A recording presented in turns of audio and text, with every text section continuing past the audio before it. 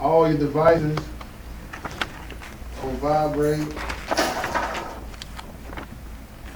And we're going to take Jerusalem, open up with the Lord's Prayer. Our Father which art in heaven, Our Father which art in heaven, hallowed be thy name. hallowed be thy name. Thy kingdom come. Thy kingdom come. Thy will be done in earth. Thy will be done in earth as it is in heaven. as it is in heaven. Give us this day our daily bread. Give us this day our daily bread. And forgive us our debts. And forgive us our debts as we forgive our debtors. as we forgive our debtors. And lead us not into temptation. And lead us not into temptation, But deliver us from evil. but deliver us from evil. For thine is the kingdom. For thine is the kingdom, And the power. and the power, And the glory. and the glory, Forever. forever. Praise the Lord. Praise the Lord, For he is good. for he is good, And his mercy endures forever. and his mercy endures forever. Praise the Lord God of Israel. Praise the Lord God of Israel, For he is good. for he is good, And his mercy endures forever. and his mercy endures forever. In Jesus' name we pray. In Jesus' name we pray. The Holy One of Israel. The Holy One of Israel, The King of Kings. the King of Kings, And Lord of Lords. and Lord of The Lords. one true God. The one true God. There is no other. There is no other. Amen. Amen. Today's reading comes from Psalms 100. Make a joyful noise to the Lord, all ye lands. Serve the Lord with gladness. Come before his presence with singing. Know ye that the Lord, he is God. It is he that has made us, and not we ourselves. We are his people, and the sheep of his pasture. Enter into his gates with thanksgiving, and into his courts with praise. Be thankful unto him, and bless his name. For the Lord is good, his mercy is everlasting, and his truth endures to all generations.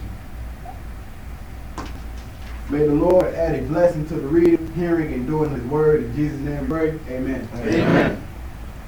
I will have a selection by Quiet, one of my favorites.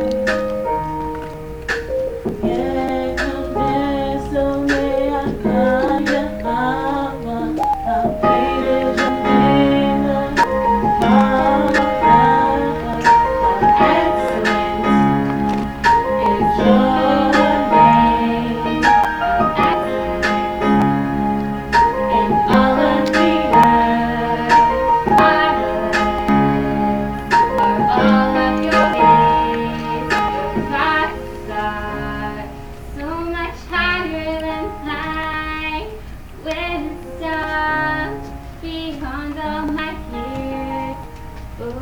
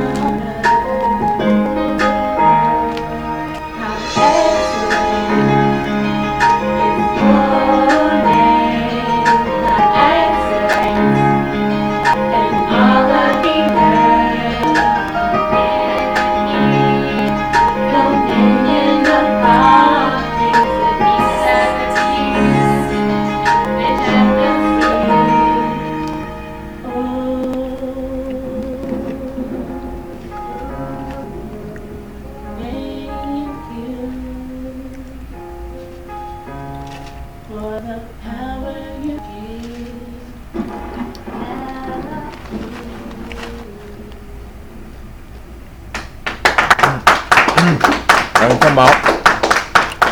No time, boy. That was good. Don't come out. That's it.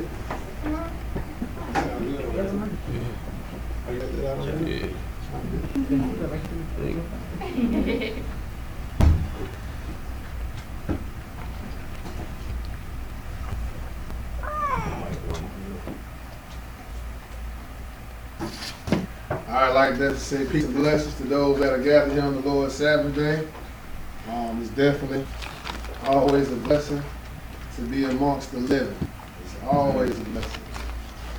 Today's title, as you see it, upper left-hand corner says what, part 1, because this is, you're looking at the title, you know, this is actually a 3-series course, you know, so just trying to cover all of this in one class, this can go for hours. So, you know, we're going to break down bit by bit. So what we're going to deal with today, you know, we're going to deal with the holy people. And the class title is the 12 Tribes of Jacob. You know, a holy people, kings, slavery, the king. And it kind of runs just in that order. You know, as you look at how the nation of Israel, they went into a covenant with God. And after them going into this covenant with God, God established a government of kings. You know, then from that aspect, Israel started worshiping and serving other gods. And they went in slavery, out of slavery, in slavery, out of slavery, until the Lord sent them to a worldwide slavery, according to Deuteronomy 28:68. And then from that aspect, according to Ezekiel, the children of Israel are starting to wake back up. And when the Lord come and establish his kingdom, the kingdom is going to be established according to the 12 tribes. So it's going to go within that course, but today we're going to just really deal with a holy people. And you know, as you look at the class, you know, the 12 tribes of Jacob, yes, that is basically what the Bible's foundation is somewhat established upon, you know. But it's not just the 12 tribes of Jacob only as to it be a holy people. You know, that's what we're going to kind of, you know, looking towards as well. But we can understand is that the overall or the foundation is when God established the covenant with the nation of Israel. But we're going to see that others going to be pulled in within the covenant also. So we're going to deal with the holy people, the 12 tribes of Jacob. So we're going to open the class up in 1 Peter chapter 2. 1 Peter chapter 2. And we're going to pick up at verse 9 through 10. 1 Peter chapter 2, verses 9 through 10. When you get it, let me get it, then you can read it. 1 Peter chapter 2, 9 through 10. When you get it, go ahead and read it, bro.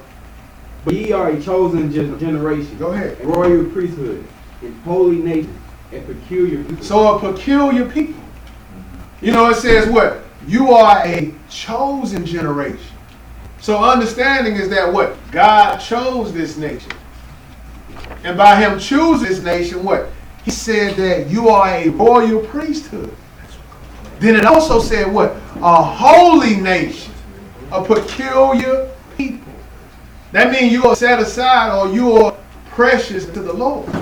But keep on though. What else it reads? That you should show forth the praises of him who have called you out of darkness into his marvelous light. You see that? You're supposed to show forth the praises. You know, that's what we are supposed to be doing. You know, just like the sisters, they came forth and sung a song. Well, that's them showing forth their praise unto the Lord. But it said what? You are a holy nation. So that means that what? You being holy, you are the light with the darkness. That's why I said in the bottom of verse 9, it says, have called you out of darkness. So you know, at one point in time, what? We was all in darkness. So what? This can apply not just to the nation of Israel, but also to other nations as well that have taken hold of the skirt of the Jews. We're going to read that in the class. So it says that what? At the bottom of that, of him who have called you out of darkness into his marvelous light. What does it say in verse 10? Which in time past were not a people. Go ahead. But are now the people of God. You see that? But you are now the people of God. So that's why you are supposed to behave in all godliness. You're no longer of the dark, but you are of the light. Who called you? The Lord. So it says that when in verse 10, it says, which in time past were not a people, but are now the people of God. What else it says? Which had not obtained mercy. Go ahead. But now have obtained mercy. You see that? Before you didn't have this mercy, but now, hey, mercy is with you. So we see is that what? It says that you are a chosen generation. Let's go a little bit further. Let's go over here to Genesis chapter 22. Because we're going to look at where it all started with. We ain't going to get full into depth as to what occurred with Abraham. But what we're just looking at is where it established.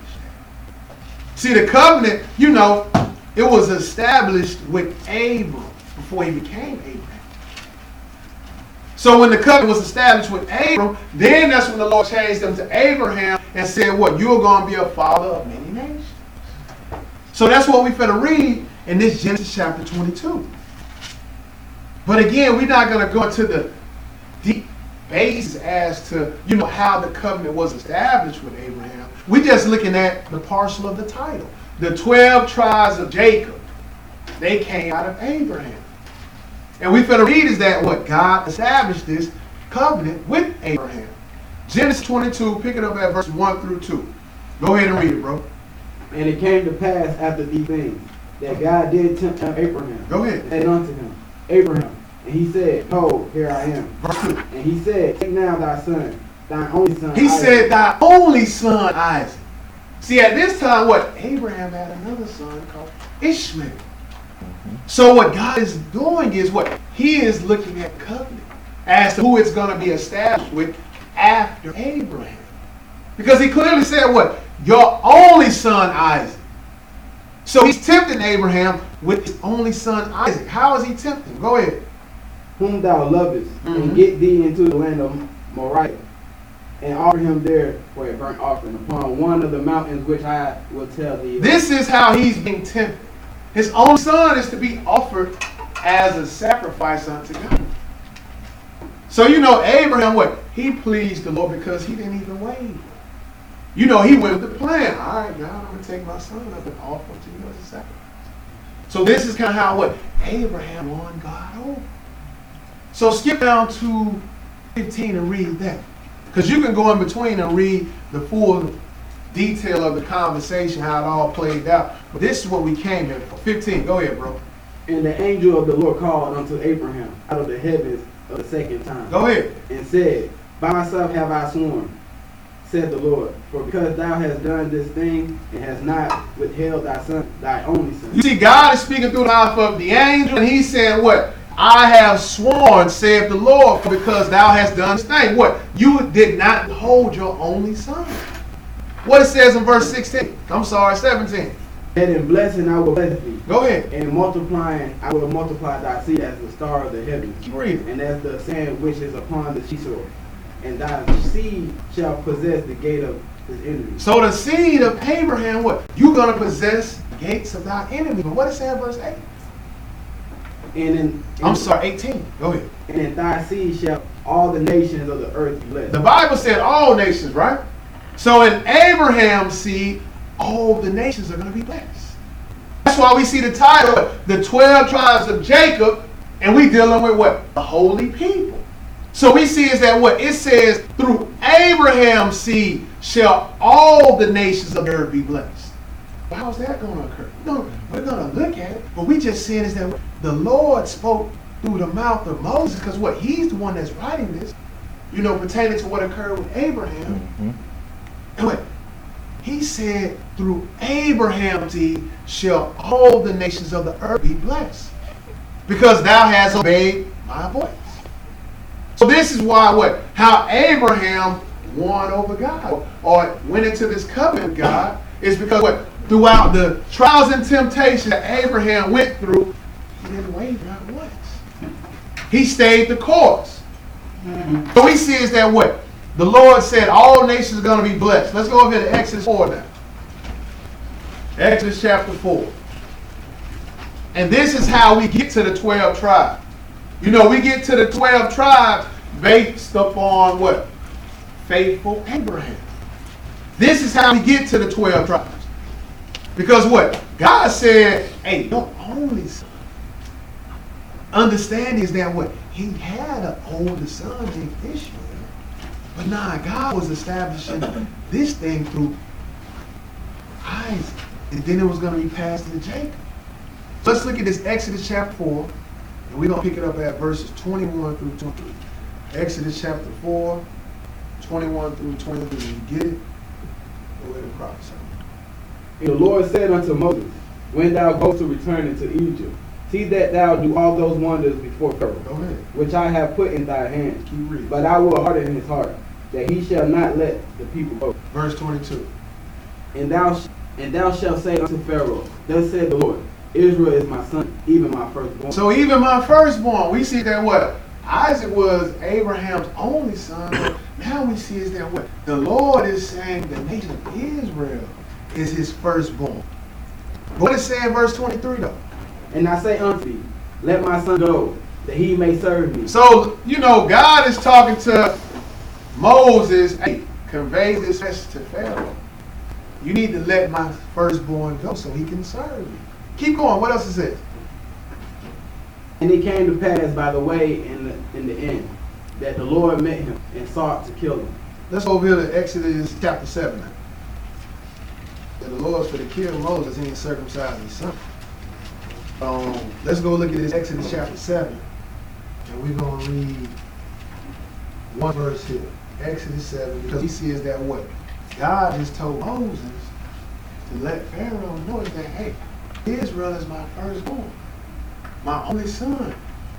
Let them go so they can serve me.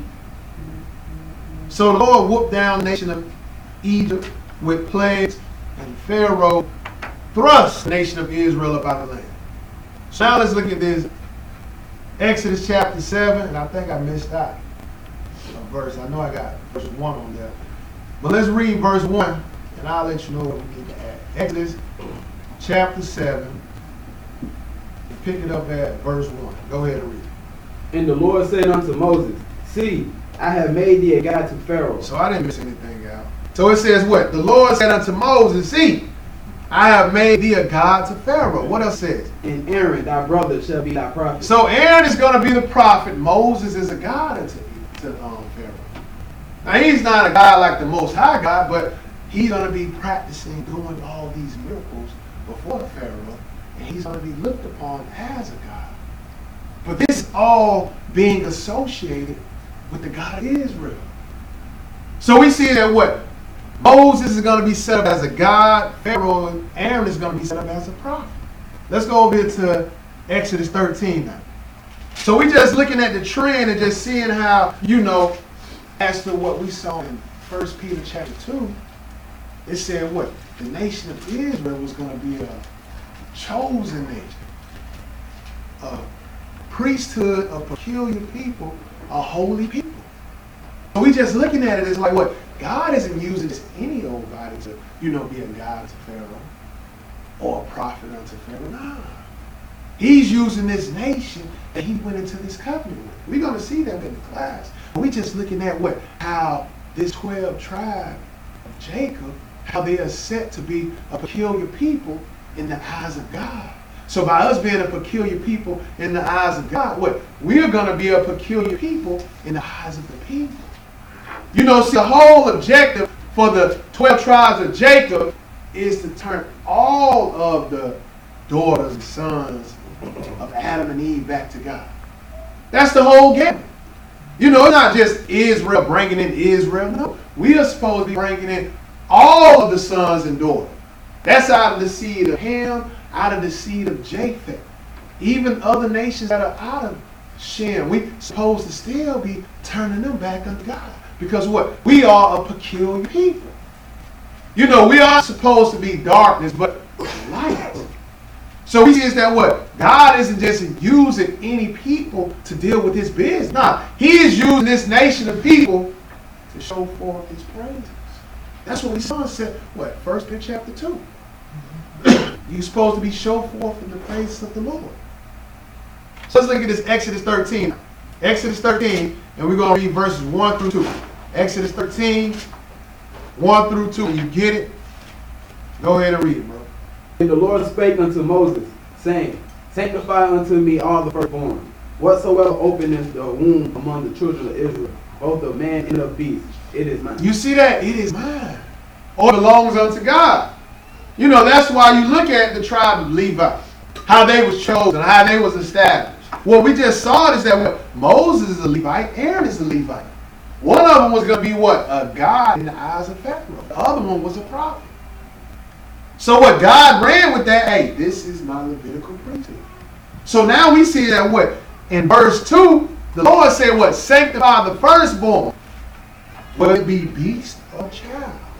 But we know the Lord ain't sanctifying or sacrificing a child unto him in the aspect of how we see animal sacrifice take place. Nah, he's just establishing the priesthood.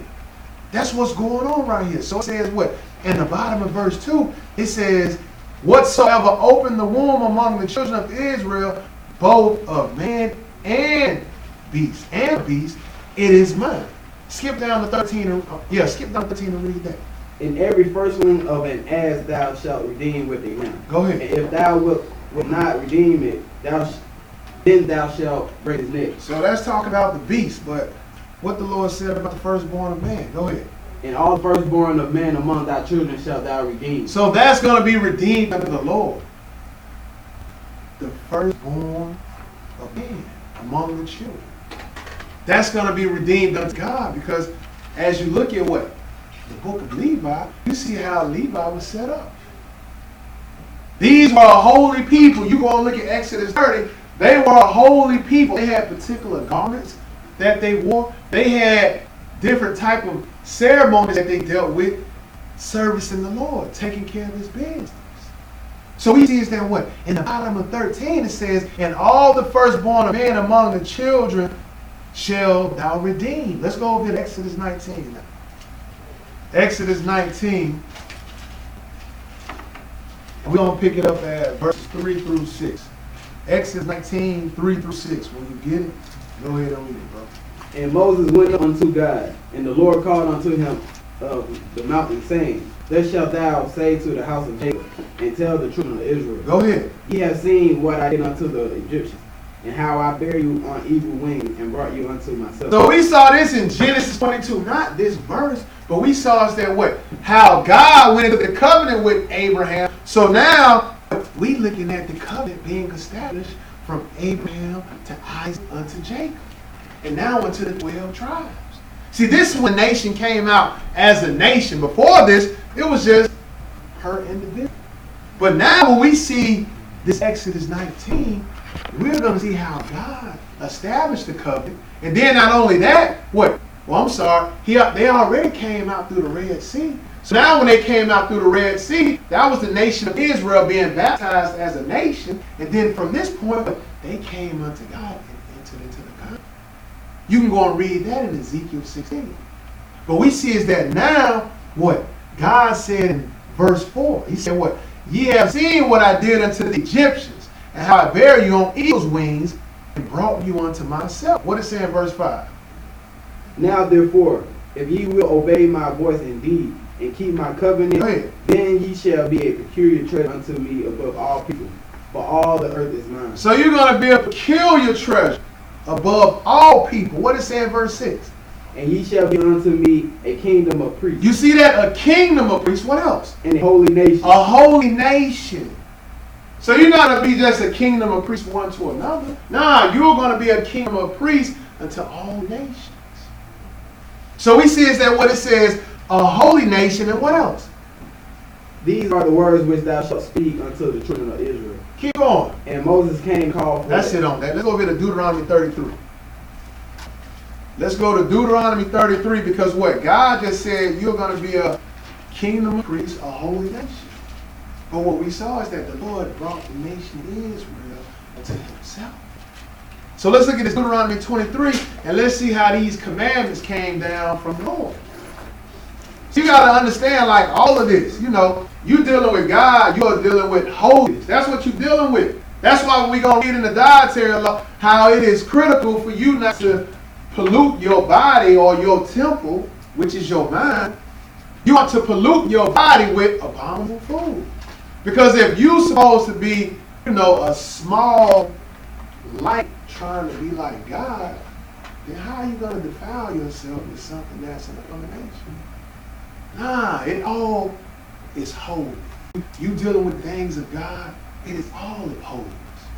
So let's look at Deuteronomy 33, and we're going to pick it up at verses 1 through 2, just to look at how these commandments, how God brought them to us. Go ahead. 33 and verse 1 through 2. And this is the blessing wherewith Moses, the man of God, blessed the children of Israel before his death. Go ahead. And he said, the Lord came from Sinai and rose up from Seir unto them. Go ahead. He shined forth from Mount Paran. So the Lord was shining. He was shining forth from, you know, Mount Paran. Because it's God and his glory. So it says what? The Lord came forth from Sinai and rose up from Seir unto them. And it says what? He shined forth from Mount Paran. What else it reads? And he came with 10,000 of saints. So he came with the angels. But he came with 10,000s of saints. And what he had with him? From his right hand went a fiery law for them. So he had a fiery law. See, the Lord, when he came, he had this law, and it was fiery. But what? He had 10,000s of saints or angels that appeared with him. This is how this was presented to the nation of Israel. See, it just wasn't, you know, of course we could read it in, you know, Exodus 31, how Moses went up and he communed with the Lord. But it goes into detail as to how that all occurred. You know how God, what?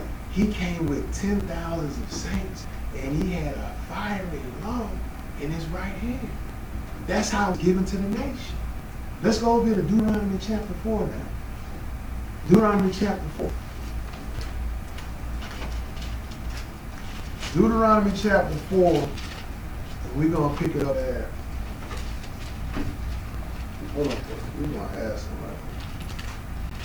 Let's go over to Romans. That's what I thought I had. Before we go to Deuteronomy 4, let's go to Romans chapter 8.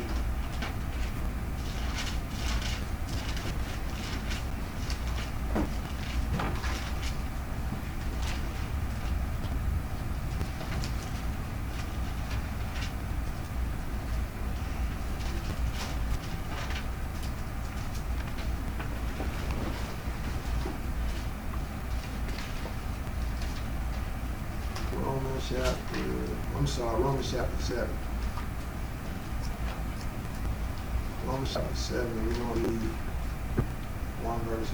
Romans chapter 7, read on verse 12. Go ahead. Wherefore the law is holy, Go ahead. and the commandment is holy, Keep on. and just and good. You see that the commandments, they are holy. You know, as to what we just read in Deuteronomy 33, what? The Lord came with a fiery law. And he came with what? 10,000s of saints. So we see is that what? Now Paul is letting us know, because we don't have no question about it. But we can understand is that what? According to Romans 7:12, what it says, wherefore the law is holy, the commandment holy, and just and good. So it's not grievous. But this is what's all associated with the 12 tribes of Jacob. So you got to understand is that when you go and look at, how the priesthood was set up, it was a government.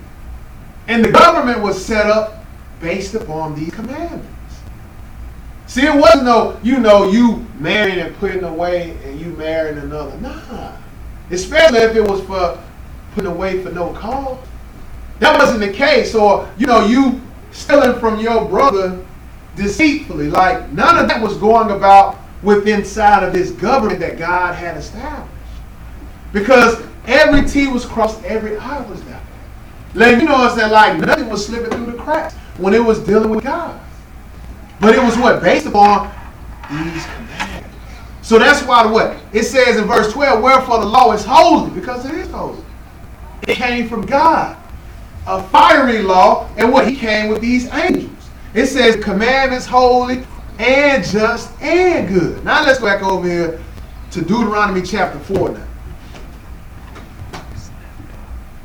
Deuteronomy chapter 4.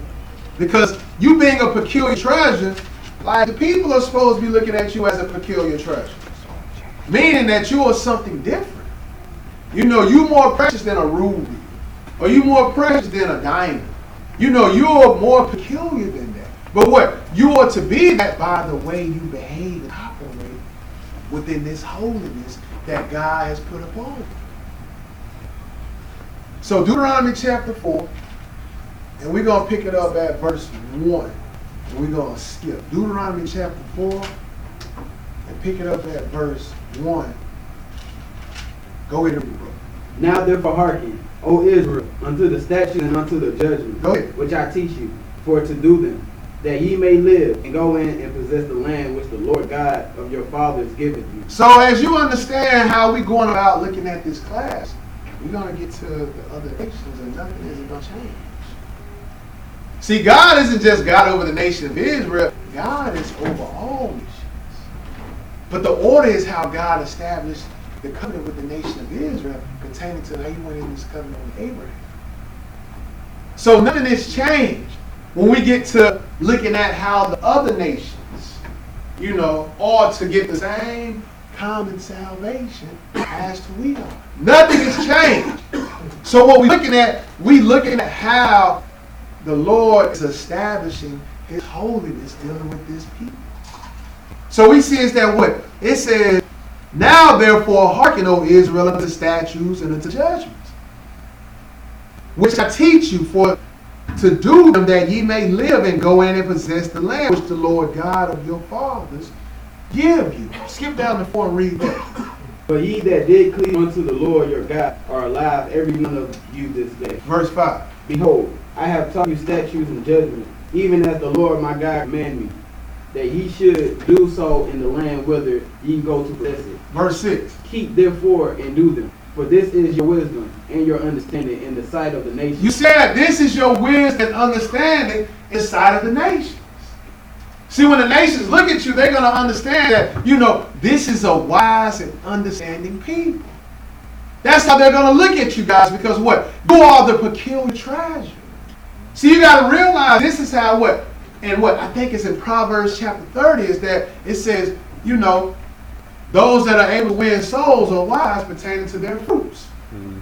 This is pertaining to your behavior, how you will operate and conduct yourself. But we see is that it didn't just start with us, it was already in the beginning. That's what we're looking at in Deuteronomy 4. It's telling us that you are going to be looked upon by the nations as a wise and understanding people. What else it says, bro? We shall hear all these statutes and say, surely this great nation is a wise and understanding people. You see that? This people. These are people of God. You're not supposed to be getting mixed and identified by the people of Satan. No, you are the people of God. So in other words, you are supposed to be of a wise and understanding people. You are a holy people, a peculiar treasure. What else in verse 7? For what nation is there so great? Go ahead. Who have God so nigh unto them? You see that? You have God near unto you. See, you got to realize is that what? God is near to everyone. And God isn't even near to the Israelites in the flesh who aren't even dealing with the word. Now you got to clean this up. We see is that what? The nations are going to be like, for what a nation is there so great who have God so near unto them. Go ahead. As the Lord our God is in all things that we call upon him for. Let's go over here to Deuteronomy. I'm sorry, read verse 9. Only take heed to thyself and keep the I'm soul sorry, we diligently. skipped verse 8. Read verse 8. My bad. Go ahead. And what nation is there so great that have statutes and judgments so righteous as all this law? You see that? This law is great. You know, just understand that this world was established on the laws of God. This world would be a different world. It truly would be. So this is why what the Bible is saying, and what nation is there so great that has statutes and judgments so righteous as all the law, which are what? Which I set before you this day. Verse 9. Only take heed to thyself and keep thy soul diligently, lest thou forget things which thine eye have seen. Go ahead. And lest they depart from thy heart all the days of thy life. And this is why, you know, we're going to deal with part 2 and part 3, because we're going to see in part 3 is that what Israel went to slavery because they did forget. You know, they did forget. And that's why God is clearly reminding you or letting you know is that, hey, only take heed to thyself and keep thy soul diligently unless thou forget. Read, finish that up at the bottom line. Go ahead. But teach them thy sons and thy sons' sons. And this is how you aren't to forget. Is when you teach your sons, guess what? That's a generation that's being taught of the word. So what he needs to do is teach his sons. That's going to be another generation. So now what you're doing is you raising up a generation of those that are holy unto the Lord, keeping the commandments of God. That's what Paul was letting you know is that what? The commandments are holy.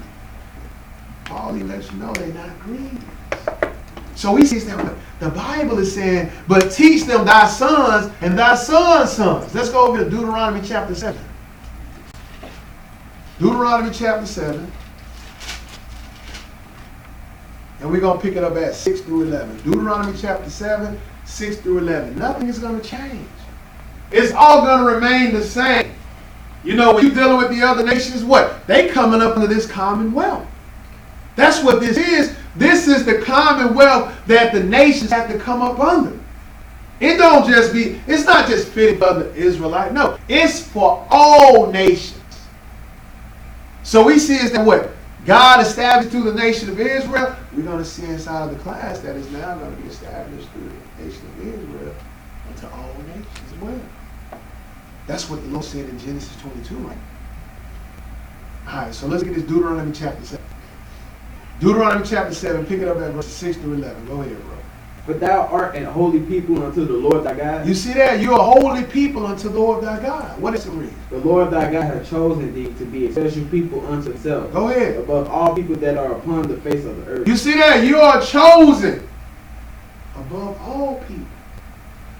God gonna let you know why he chose you. Verse 7. The Lord did not set his love upon you, nor choose you, because ye were more in number than any people. So he didn't choose you because you was great in number. Nah, why did he choose you? Go ahead. For ye were the fewest of all people. The fewest of all. Go ahead. But because the Lord loved you, and because he would keep the oath which he had sworn unto your father. Hold on. Genesis 22, right? He swore this unto Abraham. So it's not because what? You was a number so great? Nah, because the Lord broke that down and said you wasn't even a number so great. You was small in number. But yet what he did is he just kept the covenant. So the covenant was already established with Abraham. So now what? Through Isaac, through Jacob, through the 12 tribes is how we have this covenant to remain in its establishment. So we see is that what? The Bible is saying because he would keep the oath which he had sworn to your fathers. Why did he do that? Because what? We saw in Genesis 22 that what? Abraham did not waver when he was supposed to give up Isaac as a sacrifice. That was pleasing in the eyes of God. So he said, just because of that deed, hey, I'm going to establish covenant with you. So now we see where this holiness is coming from. it didn't come from, Jacob. No, it came from his granddad. Because his granddaddy was counted faithful in his doing to serve God. But keep going though, bro. What else it reads?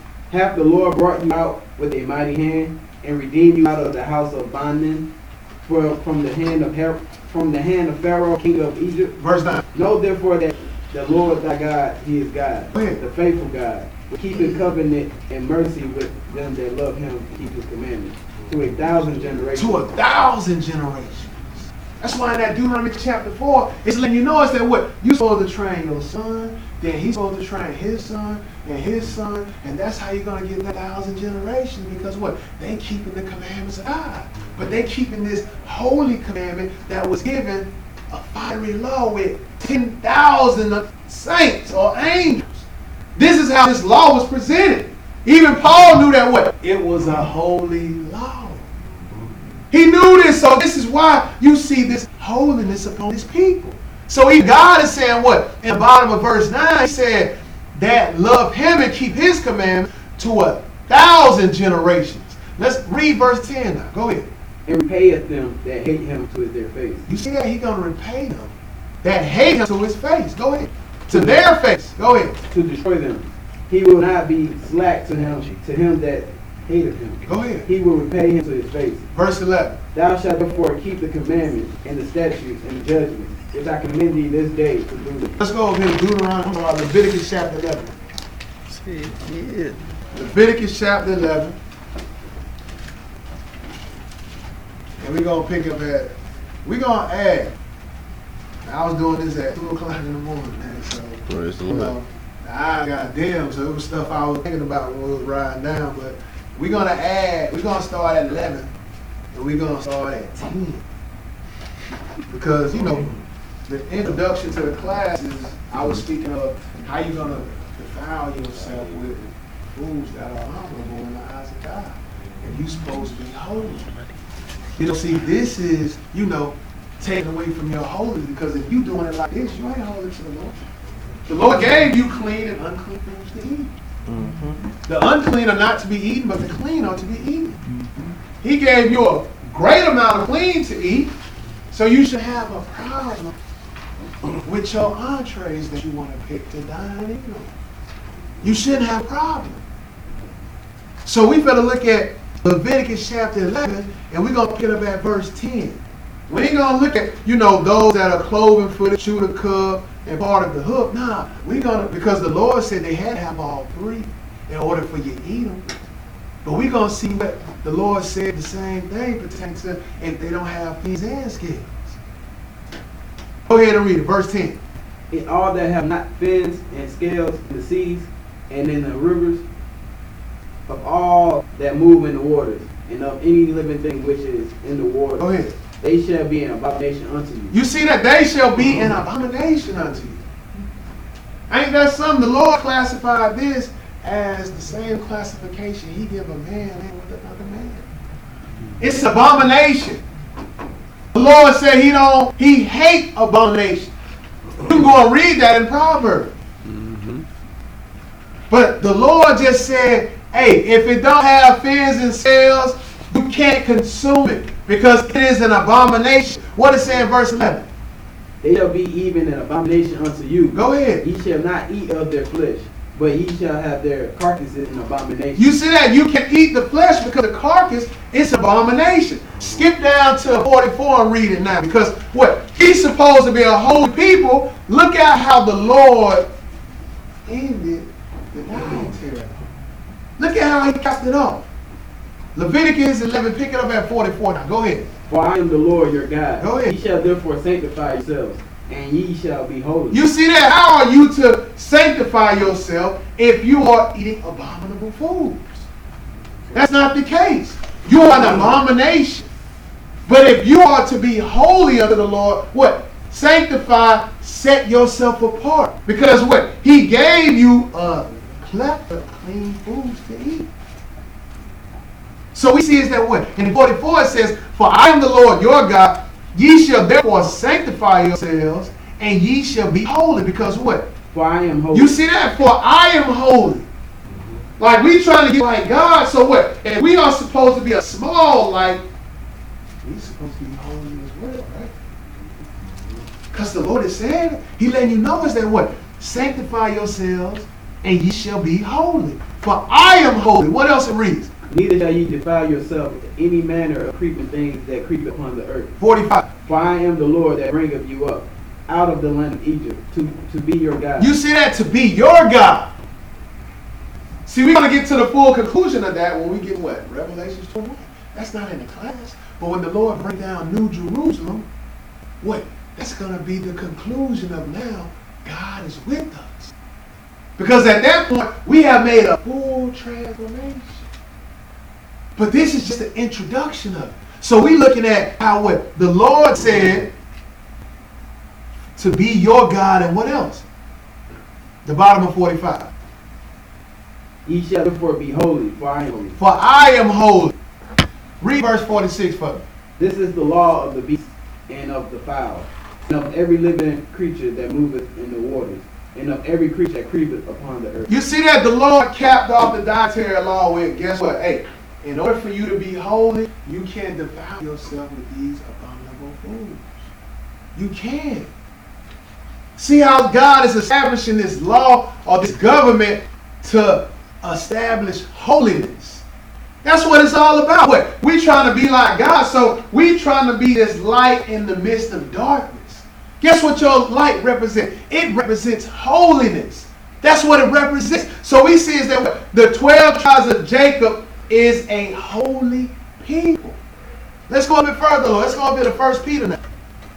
1 Peter chapter 1. 1 Peter chapter 1, we're going to pick it up at 15 through 16. We finna see it again. You know, Peter going to say the same exact thing as to what we just read in Leviticus chapter 11. 1 Peter chapter 1, read from me 15 through 16. You get it? Go ahead and read it. But as he which have called you is holy, Go ahead. so be ye holy in all manner of conversation. You see that? See, Peter just, kind of further the understanding, even within your conversation or how your mind operates. I fall victim to this because I get caught up in conversation that isn't holy, and I got to check myself and realize, hey, you're supposed to be holy unto the Lord. Even your mind's supposed to be holy. That means the way your conversation is, it is of that old man or that old woman. So now Peter, what? He clearly said in what? Verse 15, but as he which have called you is holy, so be ye holy in all manner of conversation. Because what does it say in 16? Go ahead. Because it is written, be ye holy, for I am holy. So he just quoting script. So he's letting you know is what? Be ye holy, for I am holy. Let's go over to Psalms 147. Psalms 147. And let's look at 19 through 20.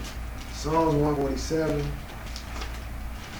19 through 20. You would think that this would be a history class or how we do the black history according to the Bible, but nah, this is just what's in the Bible. It's not a lie. It's all here within the Bible. So it has to be taught. So we just looking at how God established this nation to minister his work or his service. So now by understanding how peculiar the nation of Israel was in the eyes of God, now we have a different understanding. But we see is that what the Lord said, be ye holy, for I am holy. And he also, what we saw in Deuteronomy 30, what he had in his right hand is iron law. The holy commandments. Let's look at this Psalms 147, and we're going to read 19 through 20. Psalms 147, 19 through 20. Go ahead. He showed his word unto Jacob. So he showed his word unto Jacob. That's what we've been dealing with. How the Lord been showing Jacob, another name for Jacob is Israel. How he been showing Jacob his word. What else it reads? His statutes and his judgment unto Israel. Interchange. Jacob and Israel are interchanged at this point. But we see that what the Lord showed the word And then it says what? The statutes and his judgments. What else it says in verse 20? And have not dealt so with any nation. So this is the order that we're looking at. That's it. We saw in Deuteronomy how the Lord, Deuteronomy 7, the Lord then chose the nation of Israel because they was great in number. No, he chose them because of the covenant he established with Abraham.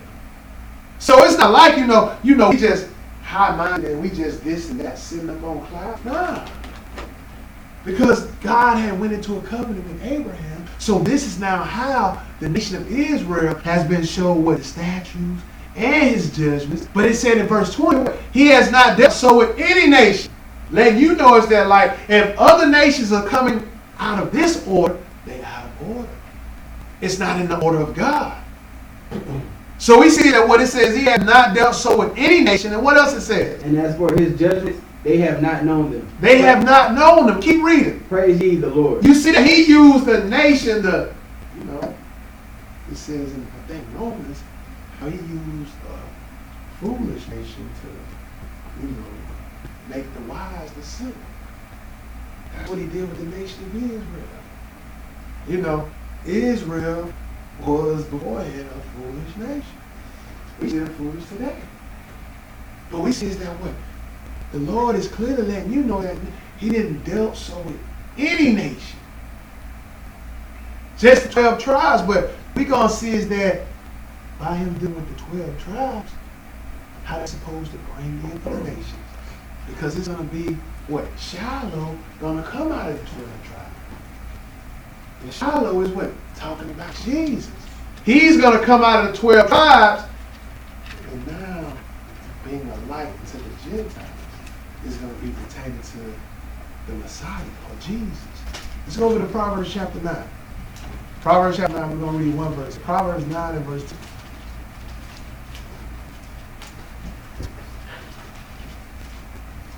Proverbs 9 and verse 10, when you get it, read that one verse for me, brother. The fear of the Lord is the beginning of wisdom. You see that? The fear of the Lord is the beginning of wisdom, brothers and sisters. It is. Because once you start to fear God, hey, you start to get a little wise about how you behave and conduct yourself in the eyes of God. So your behavior is a little bit different. So the Bible is saying what? The fear of the Lord is the beginning of wisdom. And what else? And the knowledge of the holy is understanding. You see that? His knowledge is holy. It says what? The knowledge of the holy is understanding. The beginning of the fear of the Lord is your wisdom. And then it also says the knowledge of the holy is understanding. Let's go a little bit further. Let's go over to Genesis 49. Genesis 49. So now we're finna, take a turn in class and just see how pertaining to what we read in Genesis 22. Abraham is going to be, or Abraham's seed is going to bless all the nations. How is that true? Genesis 49, let's pick it up at verse 1 to 12. And when we're looking at in Genesis, we're looking at how Jacob, he on his deathbed, he about to die. And he can hand out inheritance and blessings, to the 12 sons. It's going to befall in the latter days as to what verse 1 is going to read. So let's go ahead and read it. Genesis 49, verses 1 through 2. I'm going to skip around. Go ahead. And Jacob called unto his sons and said, Gather yourself together, that I may tell you that which shall befall you in the last days. Go ahead. Gather yourself together and hear, ye sons of Jacob, and hearken unto Israel your father. So hearken. So we're not going to deal with all of them. We're not going to deal with Reuben, Simeon, and Levi. Nah, we came here for Judah. Skip down to verse 8 and read that. Judah, thou art he whom thy brethren shall praise. So thou art whom thy brethren shall praise. We're going to understand is that Jesus sprang out of Judah. But it had to, or it operated like this, for the cause as to what we read in Genesis 22. When the Lord said, through thy seed shall all the nations be blessed. He's taking a glimpse at it right there. So we see is that what? It says Judah Thou art he whom thy brethren shall praise. What else? Thy hand shall be the neck of thine enemies. Go ahead. Thy father's children shall bow down before thee. Keep reading. Judah is the lion whelp. So Judah is a lion's whelp. You know, he's like a whelp for God. Because you can go read in other places what? Psalms 110, it tells you that, you know, the ruler of Zion is going to come out of Israel. I might be paraphrasing it wrong, but let's go and read it right. We ain't got nothing to say. I don't want to butcher it. Let's go to Psalms 110 right quick. I probably would have did better if I don't even try to quote it, but when I tried to quote it, I knew I ain't said it right, so we just got to go read it. Psalms 110. Psalms 110, and we're going to pick it up at, we're going to pick it up at, I think it's verse 7. If I'm not mistaken. Psalms 110.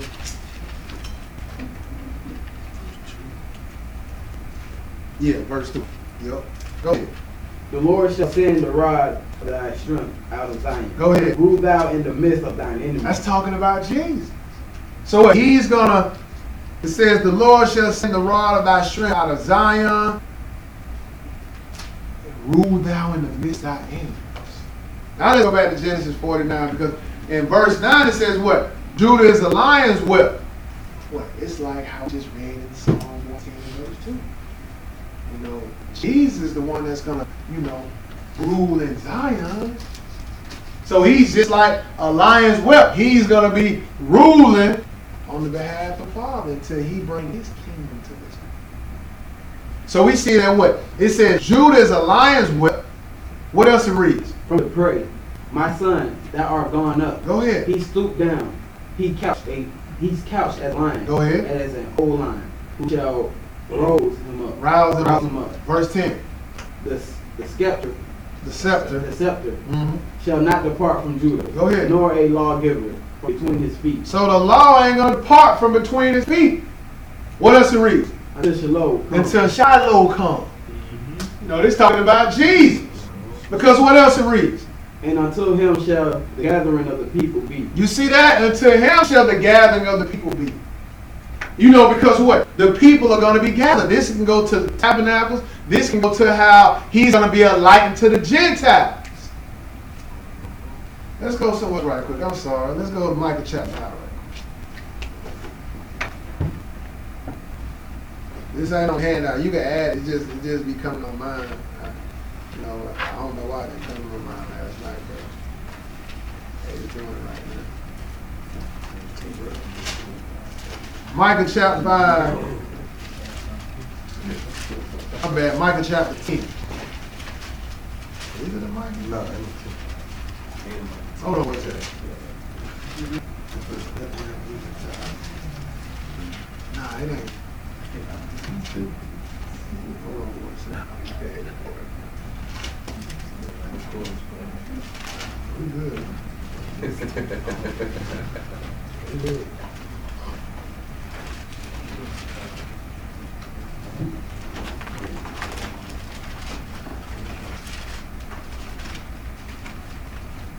Let's go with I said Mike meant to say hold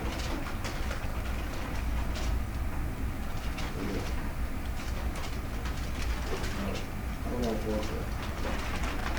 Hosea, that's what I did, my bad. Hosea. Hold on for a second.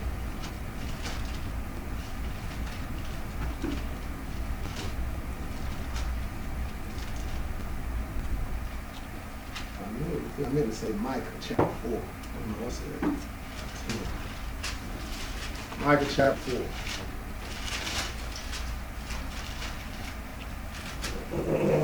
Micah chapter 4.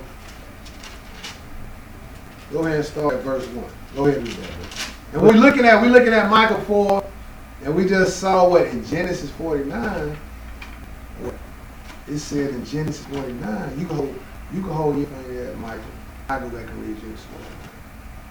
It says in Genesis 49. I should have had my finger at 49. It says Genesis 49. It says at the top of verse 11. I'm sorry, the bottom of verse 10. It says, nor a lawgiver from between his feet until Shiloh come, and until him shall the gather of the people be. All right. So now, of course, hold your fingers to Genesis 49, because we're going to go back and read it. But let's read Micah chapter 4 real quick. Micah chapter 4, because it said what? The gathering of the people. You know, you can go and read it in Isaiah 65 as well. But we're just taking a look at it in Micah chapter 4. Verse 1. Go ahead, bro.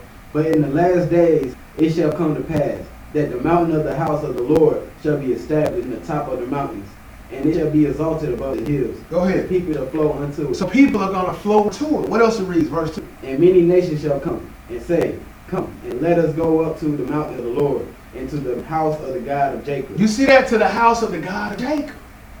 You know, just letting you know, it's like what? When Shiloh returned, people are going to be trying to go up to get understanding on the God of Jacob. Keep going, though. What else read? And he will teach us of his ways. You see that? He's going to teach us his ways. And what else? And we will walk his paths. Keep going. For the law shall go forth of Zion. You said the law is going to go forth of Zion. Just further letting you know, hey, Genesis 49, Shiloh is pertaining to Jesus. So it says, now we can go back. You can finish reading that Micah chapter 4 on your own time, but now let's go back to Genesis 49 and let's pick back up at verse 11. Pick it back up at verse 11. Go ahead and read it, bro. Binding his foil unto the vine, Uh-huh. and his ass coat unto the choice vine. Go ahead. He washes garments in wine. You see that he washed his garments in wine. You know, you can go and look at that, and I think Revelation chapter 19. You know how he gonna have blood up on his vesture, because he gonna be doing a lot of killing. But it says what? It says his garments washed his garments in wine, and what else? And his clothes in the blood of grapes. Verse 12. His eyes shall be red with wine, So his eyes gonna be red with wine, meaning he's gonna be furious. But what else says? and his teeth white with milk. He gonna have the word of God in his mouth. You know, that's what's gonna be that teeth whitening. You know, we use strips today, but now the Lord gonna have the word of God in his mouth. That's why it's gonna be what? It says his teeth gonna be white like milk. Let's go over to Isaiah chapter 7 now. So we now looking at how, you know, this holy people, what? They are now gonna be teaching all the sons and daughters, Adam and Eve, how to serve the true and living God. But we see what? According to Genesis 49, Shiloh's going to return, and now the people are going to gather unto him. According to Micah, and according to what we're going to read in Isaiah chapter 7. Isaiah chapter 7, because, you know, this particular event, this is what? His first coming. And this is how he came. But he had a title that was associated with him. And that's what we do. So let's look at this Isaiah chapter 7. And we're going to read 2 verses, 14 through 15. Go ahead and read it. Therefore the Lord himself shall give you a son. Go ahead. Behold, a virgin shall conceive and bear a son. So this is a sign. You know, a virgin is going to conceive and bear a son. What's his name going to be called? And shall call his name Emmanuel. What it say in 15? Butter and honey shall he. See, butter and honey shall eat. You know, this butter and honey, it ain't just talking about him getting full on biscuits and honey. Nah, he is eating the word. That's what it's pertaining to, because what it's going to do for him. Keep reading. That he may know to refuse the evil. You see that? Like butter and honey ain't going to teach you how to refuse evil. No, because if that's the case, I'm pretty sure we'll stop reading the Bible and just start eating biscuits and honey. That's what we'll be doing. But we know that's not what it's talking about. It's talking about the word. So it says, butter and honey shall he eat, that he may know to refuse evil. And what else? And choose the good. That's why in Genesis 49, it said what? He going to have teeth white like milk. That means the word is going to be in his mouth. That's why in Revelations, he going to kill the false prophet with the sword that's going to come out of his mouth. But we see is that what? The sign that we are supposed to be given or pay attention to is what? A virgin shall conceive and bear a son, and shall call his name Emmanuel. Let's go over to Matthew chapter 1 And let's look at the name Emmanuel. What was the interpretation of it? Emmanuel, what was the interpretation of it? Matthew chapter 1. We're going to see it. Matthew chapter 1. Let's pick it up at verse 21 through 23. Matthew chapter 1, verse 21 through 23. When you get it, go ahead and read it, bro. And she shall bring forth a son, Go ahead. and thou shalt call his name Jesus. Keep reading. For he shall save the people from their sins. You see that? He's going to save his people from their sins. His name is Jesus. You know, as to what Isaiah told us in Isaiah chapter 7, the sign that we need to pay attention to is a woman going to conceive, she's going to be a virgin, and she's going to bear a son. So now we see over here in the Gospels, what? His name is going to be called Jesus, and he's going to save his people from their sins. What does it say in verse 22? Now all this was done, and it might be fulfilled, which was spoken of the Lord by the prophet, saying, Behold, a virgin shall be with child, and shall bring forth a son. And they shall call his name Emmanuel. So his name is going to be Emmanuel, the same Emmanuel we saw in Isaiah chapter 7. It's just spelled with the E here now because it's in Greek. So this is why it's Emmanuel with the E now, but the same Emmanuel we saw in Isaiah chapter 7 and 14. But look at what the name means or what it's being interpreted as. What does it say? Which being interpreted is God with us. God is with us. So now what? You have God manifested in the flesh. He's with his people. See, we saw that. We saw that in Deuteronomy chapter 4, if I'm not mistaken. But we saw is that, according to Isaiah, the son is going to be called Emmanuel. Now we're looking at it in the Gospels, and this is letting us know the name Emmanuel means God with us. Let's go over to Luke chapter 2 now. God is with us. God is holy, or he's a spirit. But at this point, what? He's now in the flesh. But he's still God with us, pertaining to what the prophet said in Isaiah chapter 7. Right? So now let's go over to Luke chapter 2 now. Luke chapter 2, because we're seeing how this holiness is operating. A holy people. See, the understanding is, according to Genesis 49, all of the brothers are going to show praise unto Judah. Why? It's because Shiloh is going to come out of Judah. Who is Shiloh? Jesus. This is who we're looking at. We're just tying the full prophecy together according to Genesis 22. So now we saw is that what? The holy commandment, which was a holy law or a fiery law given from God to the nation of Israel. Even Paul furthered our understanding on this command in Romans chapter 7, letting you know is that what? The commandments are holy, they are just and good.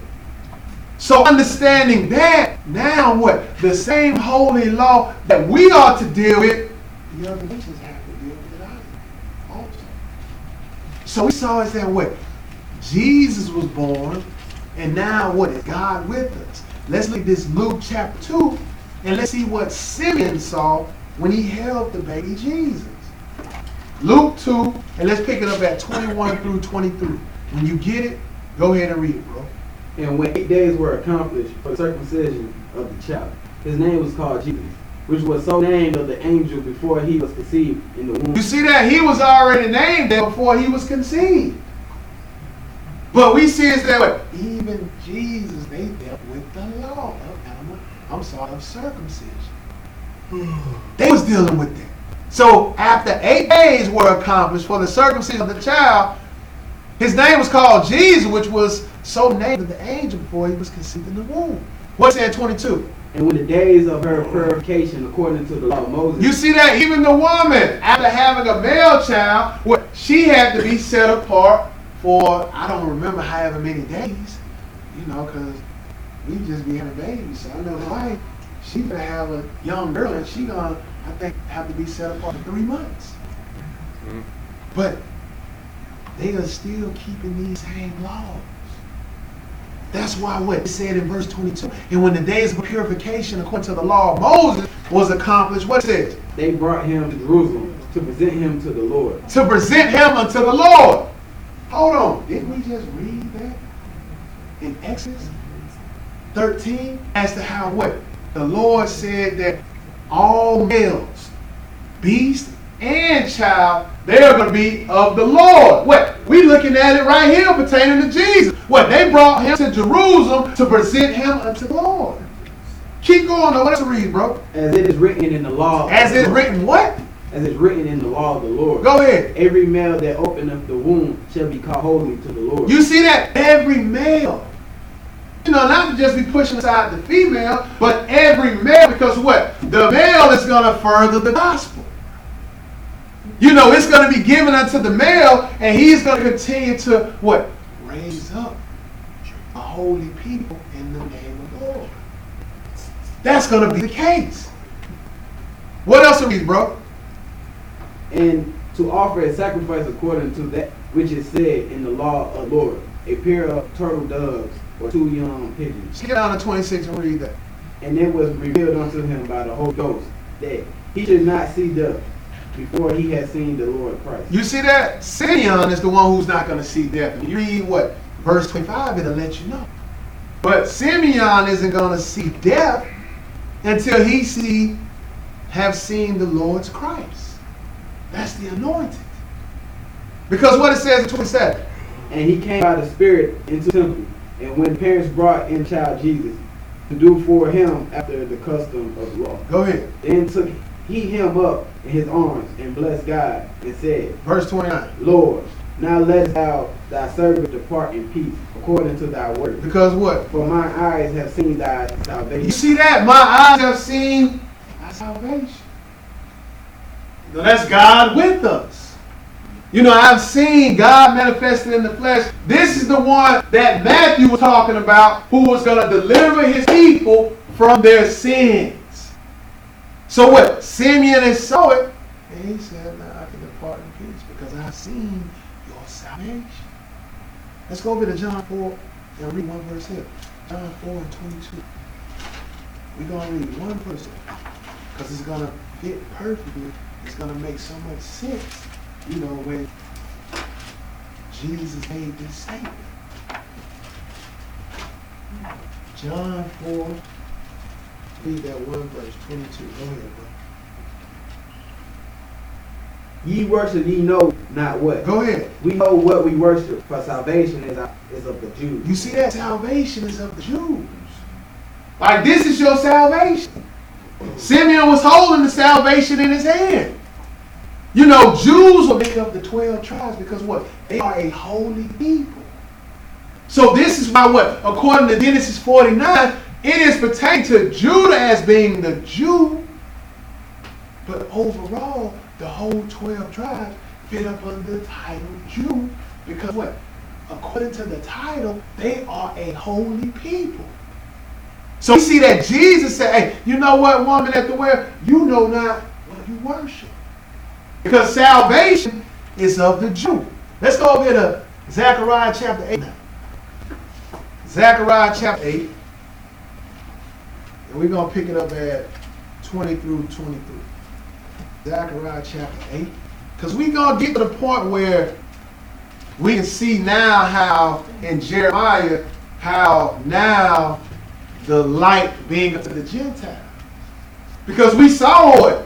God told Abraham, hey, all the nations are going to be blessed through your seed. So we still dealing with that. So let's look at Zechariah chapter 8, and we're going to read 20 through 23. Zechariah chapter 8, 20 through 23. When you get, go ahead and read it, bro. Thus said the Lord of hosts, it shall yet come to pass that there shall come people and the inhabitants of many cities. Of many cities to do it. And the inhabitants of one city shall go to another, saying, let us go speedily to pray before the Lord. Go ahead. And to seek the Lord of hosts. I will go also. So I will go also. What is saying 22 though? Yea, many people and strong nations shall come to seek the Lord of hosts in Jerusalem. You see that? They're going to be coming from all over. We just read that in Micah chapter 4. It wasn't on the handout, but according to the prophet Micah, what? They are going to want to be taught the ways of the Lord. So now we see that what? Zechariah chapter 8 and 22, it says, yeah, many people and strong nations shall come to seek the Lord of hosts in Jerusalem.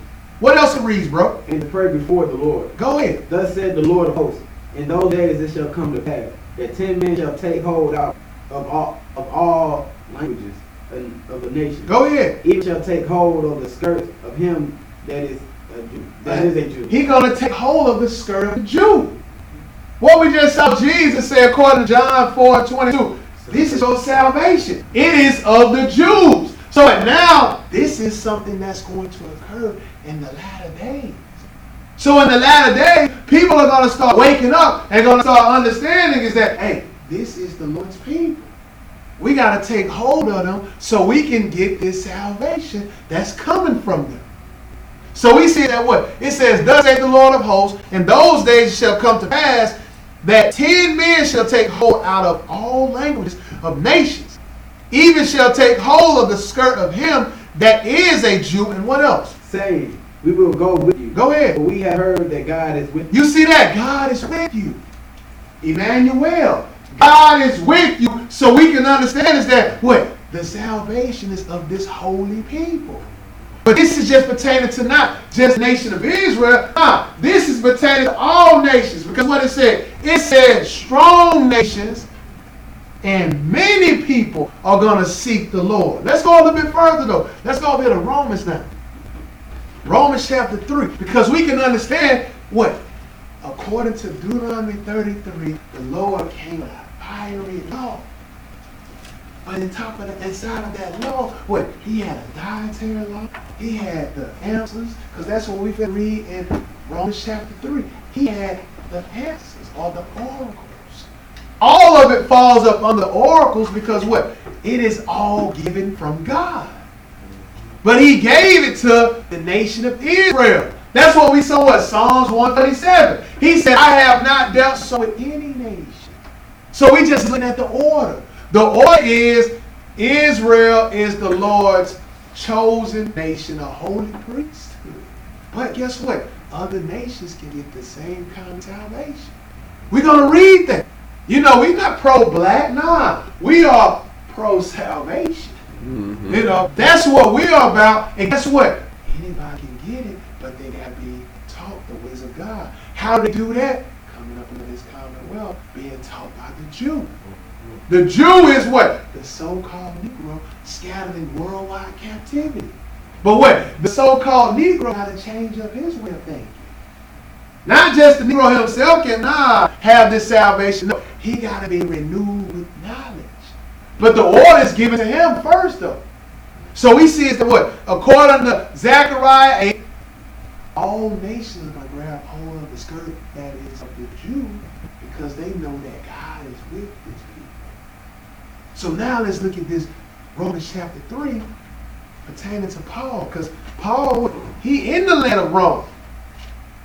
And by him being in the land of Rome, what? He's amongst Gentiles.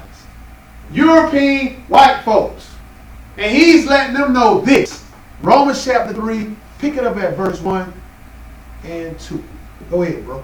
What advantage then hath the Jew? So that's the question. What advantage then have the Jew? What is it? Go ahead. Or what profit is there of circumcision? So what profit? You know, what is the profit of the circumcision? Still talking about the Jew. Verse 2. Much every way. Go ahead. Chiefly, because that unto them were committed the oracle of God. So the oracles of God was committed unto the Jew. See, the Lord had not dealt with any nation. But this so-called nation that he's dealing with, what? He gave them the oracles. So what is our job? To give other nations the understanding of these oracles so what? They can be in tune with serving God. That is the whole objective.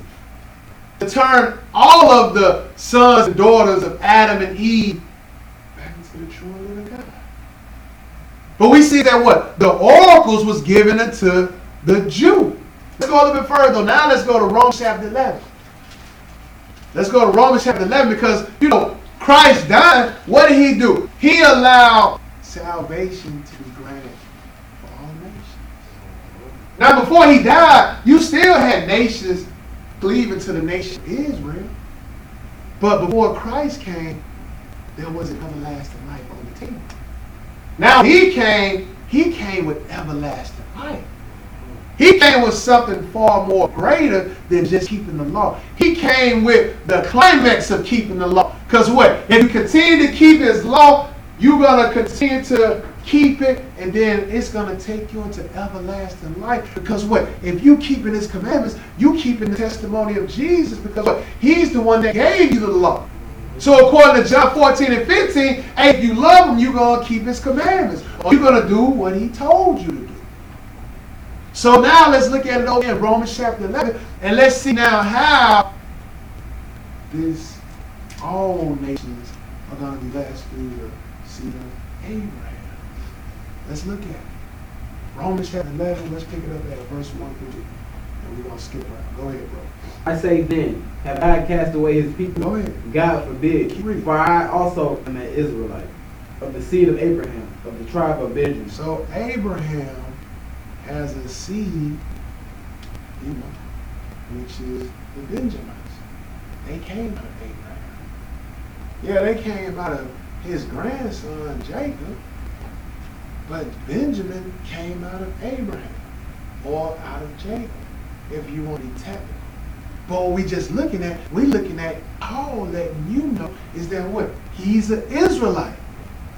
Out of the tribe of Benjamin, he came out of the seed of Abraham. So he's letting you know is that what? God has not cast away his people. Because what it said in verse 2? God has not cast away his people, which he foreknew. Go ahead. Woe ye not what the scripture said of Elias, how he maketh intercession to God against Israel's sin. Let's skip down to 4 and read that. Because what? He made intercession to the Lord, talking about how, man, you got these people chasing me, trying to kill me, making it seem as if, like, what? He's the only one serving God during this time. Nah, the Lord said, hey, I got 7,000 that never bowed the knee to Baal. Let them know is that what? You ain't the only one serving me in your time. So now read verse 4. But what says the answer of God unto him? I have reserved to myself 7,000 men, who have not bowed the knee to the image of Baal. You see that? He has reserved to myself 7,000 men that never bowed the knee to Baal. But he said what? Reserved 7,000. Keep reading because we're getting somewhere with that. More say in verse 5. Even so then, at this present time, also there is a remnant according to the election of grace. You see that? There is a remnant even to this time.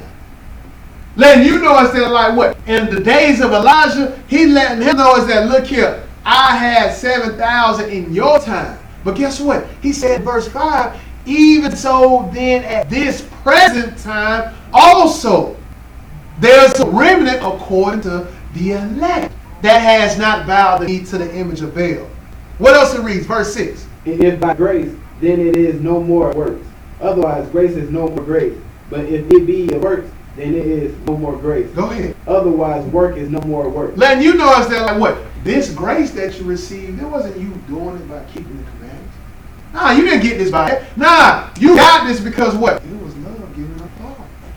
Now, if it was grace by keeping the commandments, then guess what? There would need to not have happened with Jesus coming and dying for the sins of the world. That don't even need to take place if this grace was given by the works. But we know that's not the case. That's what Paul is saying in verse 6. So skip down to verse 11 and read that. I say then, have they stumbled, that they should fall? Go ahead. God forbid. But rather through their fall, salvation is come unto the Gentiles. Go ahead. For to provoke them to jealousy. You see that? Through their stumble, now has salvation been granted to the other nations. See, Israel, they went in and out of captivity. But the Lord is letting you know is that, like what? Nah, they didn't just fall completely off and I'm done with them. Nah, he's letting you know is that, like what? Now through their fall, salvation has been granted. What it say in verse 12? Now if the fall of them be the riches of the world, and the diminishing of them the riches of Gentiles. How much more therefore, Verse 13. if I speak to you Gentiles, in as much as I am the apostle of the Gentiles, I magnify mine office. So Paul is letting you know, hey, I'm the apostle of the Gentiles. I magnify my office. In other words, hey, I'm of the seed of Abraham of the tribe of Benjamin. I have not been cast away. I am the light sent forth to minister unto the Gentiles. Because he said what in the bottom of 13, I magnify my office. What he saying 14 though? If by any means I may provoke to emulation them which are my flesh, and might save some of them. Go ahead. For if the casting away of them be the reconcile of the world, what shall the receiving of them be? But life from the dead. You see that? But life from the dead, if they cast away, by them being cast away, what? They have reconciled the world. That's why I said, verse 11, what? Through their fall, now salvation is coming to the Gentiles. So now it's saying what? It says in the top of 15, for if casting away of them be the reconciling of the world, what shall the receiving of them be? But life from the dead. Because that's practically what it is. They are what? The valley of the dry bones, and have now started to wake up. That's what he's saying in verse 15. In the bottom of that, what is saying 16 though? For if the first fruit be holy, Go ahead. the lump is also holy. Who the first fruit? Jesus. So clearly letting you know it's that like what? Hey, if the first fruit is holy, then it says the lump also holy. Just let you know is that these people are a holy people. Keep reading, bro. And if the root be holy, so are the branches. Verse 17. And if some of the branches be broken off, and thou, being a wild olive tree, walk graft in among them, Go ahead. and with them partakest of the root and fatness of the olive tree. So the wild olive tree would be the Gentiles. But it's letting you know it's that like it says we're grafted in among them, and with them partakers of the root. So now what? They are partakers of the root. So they can get just like Israel. So it says what? It says we're grafted in among them, and with them partakers of the root and the fatness of the olive tree. 18. Hold not against the branches. So don't boast against the branches. You know, don't get puffed up because what? You can now receive the commonwealth of Israel. Because what it says? But if thou boast, thou bearest not the root. You see that? You don't bear Jesus. If you boast at the branch, you don't bear the root, which is Jesus. Keep going. But the root thee. Verse Thou, 19. thou wilt say then, the branches were broken off, that I might be grafted in. Nah, why was they broken off? 20. Well, because of unbelief, they were broken off. They was broken off because of unbelief. Keep reading. And thou standest by faith. Be not high-minded, but fear. So be not high-minded, but fear the Lord. What is it, verse 21? For if God spared not the natural branches, Go ahead. take heed lest he also spare not You thee. see that? If he didn't spare the natural branches, hey, take heed that he don't spare you. Let you know it's that what? He's the God of all nations. So now what? I'm using the nation of Israel to train all these other nations on how to serve me. Guess what? If he didn't take it light with them, I don't think he's going to take it light with you because you are not of the seed of Abraham. Ah, you are of the spiritual seed of Abraham. You have far more at stake. Let's go a little bit further. Let's go a bit. Ephesians chapter 2. We almost don't back too much. Ephesians chapter 2. So now we're just looking at how, you know, what is Genesis 22. We're looking at now how what? Through thy seed the nations will be blessed. We see it. We're looking at it. We've been dealing with it. We see how what? The holy people of the nation of Israel, how these commandments, what? It was given with a fiery law. That Deuteronomy 33 is cold. That's why I keep quoting it. It was a fiery law, and he came with 10,000s of angels to present this to the children of Israel. It's holy. The commandments are holy. Now, you know, when you partaking in this, you partaking in holiness. But guess what? According to Matthew 24, hey, if you endure, then according to 1 John chapter 1, you will be considered sons of God. But not just to the nation of Israel, to all nations. But it started with the nation because what? They are supposed to set forth praises of the true living God. Ephesians chapter 2, let's pick it up at verse 10. Ephesians 2, 10 through 22. Go ahead and read it, bro.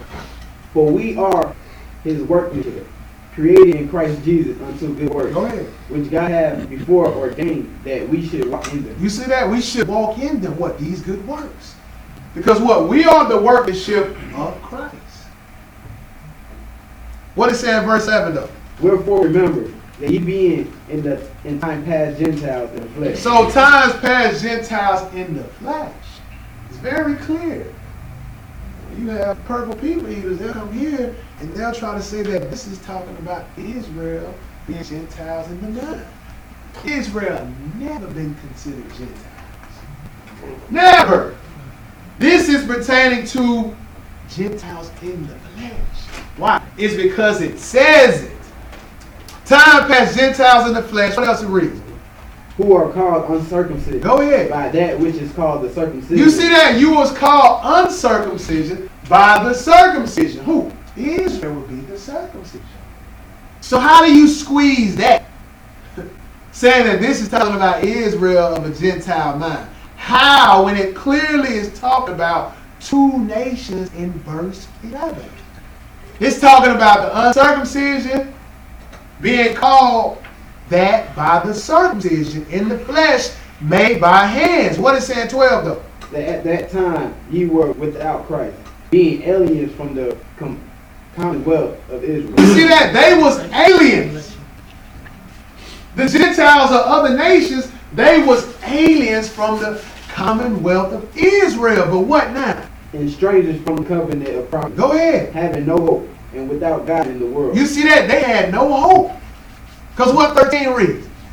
But now in Christ Jesus, ye who sometimes were far off are made nigh by the blood of Christ. You see that? Now you are made near by the blood of Christ. 14. For he is our peace, Go ahead. who have made both one, and have broken down the middle wall of partition between us. You see that? Christ has broken down the middle wall of petition. That's what it says pertaining to the blood. In verse 13 it says, and have made near by the blood of Christ, and have broken down the middle wall of petition between us. What is saying 15? Having abolished in his flesh the enmity, even the law of commandment contained in order. Go ahead. For to make in himself of twain one new man, so making peace. You see that? He has abolished this with his flesh. How? He died for the sins of the world. He didn't just die for the 12 tribes of Jacob. He died for the sins of the world. So it says what? At the bottom of verse 16, and that he might reconcile both unto God. Don't read ahead of you. My bad. 15. But read 16 now, because I jumped ahead of you. Go ahead. And that he might reconcile both unto God in one body by the cross, having slain the enmity thereby. Go ahead. And came and preached peace to you which were afar off, and to them that were not. Go ahead. For through him we both have access by one Spirit unto the Father. You see that? We both have one access by one Spirit unto the Father. 19. Now therefore ye are no more strangers and foreigners, but God bless fellow citizens with the saints and of the household of God. You see that? You are now fellow citizens. You get the same commonwealth. Because what it says in verse 20? And are built upon the foundation of the apostles and prophets, Jesus Christ himself being the chief cornerstone. So Jesus being the chief cornerstone. 21. In whom all the buildings fitly framed together grow unto an holy temple in the Lord. Go ahead. In whom ye also are builded together for a habitation of God through the Spirit. You see that? You are a habitation of God through the Spirit. Let's go over to Psalm chapter 4 now. Psalm chapter 4. All this stuff ain't no odd coincidence, brothers and sisters. You know what I mean? Like, you ain't here by reason of default. You're not. You know, according to Psalm chapter 4, It's going to let you know that you're not. But we see how it all operated. We see how it all went from this holy people. So now once the world get on the same page, and hey, you know, some of us can make it into his kingdom. But the order is Israel is priest. That's the order. I didn't make the rules. So let's try to play it. Yeah. Let's look at this Psalm chapter 4, and we're going to read verses 3 through 4. Go ahead, bro. But know that the Lord has set apart him that is godly for himself. You see that? He has set apart you all that are godly for himself. Keep reading. The Lord will hear when I call unto him. Verse 4. Stand in awe and sin not. You see that? Stand in awe and sin not. Keep going. Commune with your own heart upon your bed. Go ahead. And be still. And be still. Commune with your own heart, your mind upon your bed. But we see in what verse 3 said, but now that the Lord has set apart him that is godly for himself. See, right now, this is a training ground. And God knows what's up here. God knows what's up here, brothers and sisters. So I don't know what's up here. You know, I just know what's up here based upon your actions and your behavior. That's the only way I know. But you can front real good, but God knows all of this. So that's why right here, the Bible is saying, hey, but now that the Lord has set apart him that is godly for himself. It's kind of like what? The Lord has set apart the ungodly and the godly. The ungodly is not for the Lord. In the book of Psalms, if I'm not mistaken, it says that's a day for the evil. But the Lord has set apart the godly for himself. Then he said, verse 4, he said, and sin not. Commune your heart upon your bed and be still. Selah. Let's go over into the last place, 2 Timothy chapter 2. It's going to say the same exact thing. The same exact thing. You ain't going to get it no different. You're just going to get a little more understanding when Timothy put it in. 2 Timothy chapter 2, read verse 19. 2 Timothy chapter 2, 1 verse 19. Go ahead and read it, bro. Nevertheless, the foundation of God standeth sure. Having what? Having this seal. Having this seal. What? Go ahead. The Lord knoweth them that are his. You see that? The Lord know them that are his. Because what? You got this seal.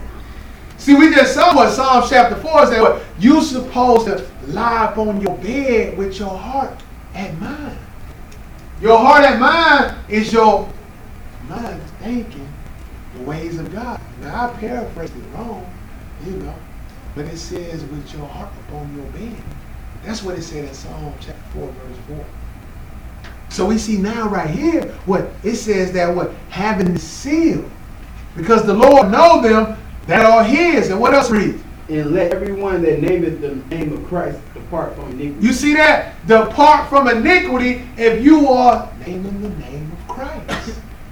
Meaning if that you are calling yourself holy, hey, depart from iniquity. But guess what? The Lord has set aside those that are holy unto him. Going all the way back to the title of the class. A holy people. The Lord knows that you are holy because what? He has set you aside. The 12 tribes of Jacob are holy people. King, slavery. The king. Pray somebody got some understanding. I thank you for your time in Jesus. Praise the Lord. So we're going to have a Sabbath day announcements. We'll announce trumpets out there.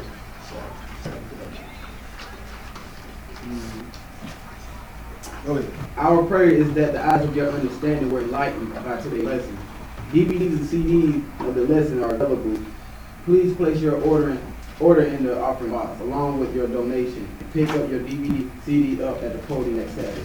Please tune into Thy Kingdom Come television program, which airs in various locations. Also, join us for question and answer Bible study in about an hour from now. and every Wednesday night, 8 p.m. Eastern Standard Time. Via live stream and or teleconference at 860-970-0010. Access code 343-531-334#. If you feel you are ready to be baptized, please sign the baptismal list at the podium or speak to Brother Tony or Brother Anthony. On the first Sunday of every month, we broadcast the Bible in plain view. This broadcast gives brothers an opportunity to read and or teach a short 30-minute class. If you are interested in helping, please let us know. The following is dress code for our services. All clothing should be modest in appearance, nothing tight-fitting, overly baggy, sagging, or revealing should be worn. Men are to remove hats and all head coverings, and women should wear a head covering, such as a hat or scarf, according to 1 Corinthians 11, verse 1 through 7. If your young child becomes noisy during the lesson, distracting other members, please remove him or her to the other room next door. Any tithe and or free will offering should be put in an offering envelope and placed in the offering box near the podium. Pray for our strength as we pray for you until next Sabbath. Peace. Peace. Alright, so we got Memorial Blowing of the Trumpets. It will be on the 30th. Service will be here. I'm not sure what time. I think it might be at noon. I'll be one down for trumpets. Trumpets start sundown Sunday. So definitely make sure whatever job you're gonna be doing for the trumpets, make sure you have it done beforehand. Julius and Sister Falon, they came up with an idea, you know, as far as, for the beach, you know what I mean, so that everybody could, you know, have a nice little time. But they'll get with you guys as far as in detail as to how, you know, they're gonna do it. But definitely don't leave. You know, everybody definitely make sure y'all get the two individuals, Judas and Falon, feast. With that being said, did I leave anything? Okay. You know, definitely, you know, keep each other in prayer, man. You know what I mean? You know, we should always be praying for one another. Always. You know, it definitely works. It definitely works. I mean, you know, as you continue to walk in this walk, man, you know, certain patterns, you know, should start to be removed from your walk. You know, because I'm going to read something in Revelations, you know, chapter 14. And it's kind of scary because, you know, a lot of people ain't going to make it into the kingdom. You know? That's why Paul was saying how the righteous are going to scarcely take. He said the righteous. He didn't say the people. He said the righteous. These aren't the people who go to Sunday school and follow Christmas. Nah. He's talking about the ones that keep the commandments of God. He said they're scarcely going to be saved. So, you know, kind of with knowing that, you kind of want to get better at the walk with God. You know, that's what these classes do. You know, some of them may touch on history, you know, but for the most part, I teach cell class because I need it, you know, and it's always never for just you guys, for me also. You know, so when I say everybody ain't gonna make it, I'm not excluding myself, you know, because it's a struggle, you know, so just keeping that in mind, man, like, we gotta tighten up, you know, we definitely gotta tighten up, you know, because it ain't a cakewalk, man. You know, it's kind of like, you know, how you put forth how we used to put on for the world. It's like now we're supposed to be putting on for God because, you know, the reward that we're going to receive when we do so. That's really what it all boils down to. So group chat, man, where some of the brothers try to reach out, and it helps me. I be working, I just be like, man, I need to drop a line in on the Hebrew chat, And it's like I be sitting there for like 5 minutes sometimes thinking about what I want to say, but it helps me out, So if anybody need help or just need to talk, that's what we all here for. You know what I mean? If we going through things, like we should be able to come, because the Bible tells you, I think in Romans chapter 1 verse 6, it tells you that you're supposed to come to the saints before going to the law. So like, we're supposed to be coming towards each other, helping each other out, because if we live to see the Lord return, it's gonna start getting ugly real soon. You know what I mean? Like, it's gonna really start getting ugly. And the one way you make it through it is by at least strengthening each other. That's how you make it through it, man. So, with that being said, man, I look forward to seeing y'all again, Lord willing, for the Easter trumpet, man. But, nobody got none. Definitely, I always say, man, keep my wife in prayer. She's a child.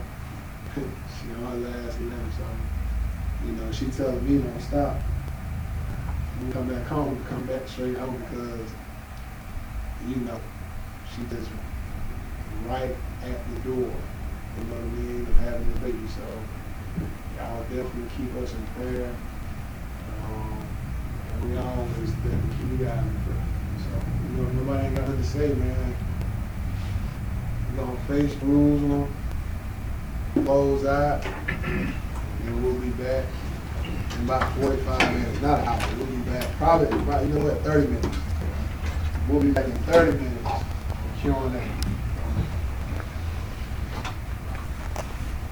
Our Father which art in heaven. Our Father which art in heaven. Hallowed be thy name. Hallowed be thy name. Thy kingdom come. Thy kingdom come. Thy will be done in earth. Thy will be done in earth. As it is in heaven. As it is in heaven. Give us this day our daily bread. Give us this day our daily bread. And forgive us our debts. And forgive us our debts. As we forgive our debtors. As we forgive our debtors. And lead us not into temptation. And lead us not into temptation. But deliver us from evil. But deliver us from evil. For thine is the kingdom. Thine is the kingdom. And the power. And the power. And the glory. And the glory. Forever. Praise the Lord. Praise the Lord. For he is good. For he is good. And his mercy endures forever. And his mercy endures forever. Praise the Lord God of Israel. Praise the Lord God of Israel. For he is good. For he is good. And his mercy endures forever. And his mercy endures forever. In Jesus' name we pray. In Jesus' name we pray. The Holy One of Israel. The Holy One of Israel. The King of Kings. King of Kings. And Lord of Lords. And Lord of Lords. The one true God. The one true God. There is no other. There is no other. Amen. Amen. Hallelujah. Hallelujah. Hallelujah. Hallelujah. Hallelujah. Hallelujah. In Jesus' name. In Jesus' name. Amen.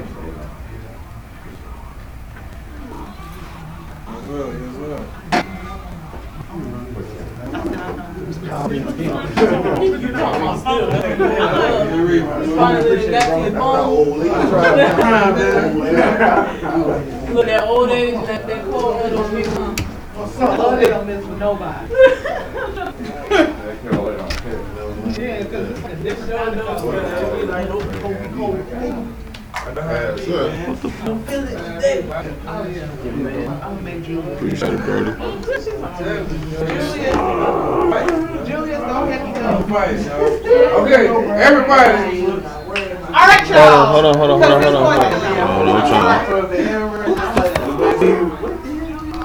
my bad. Yeah, I'm trying this.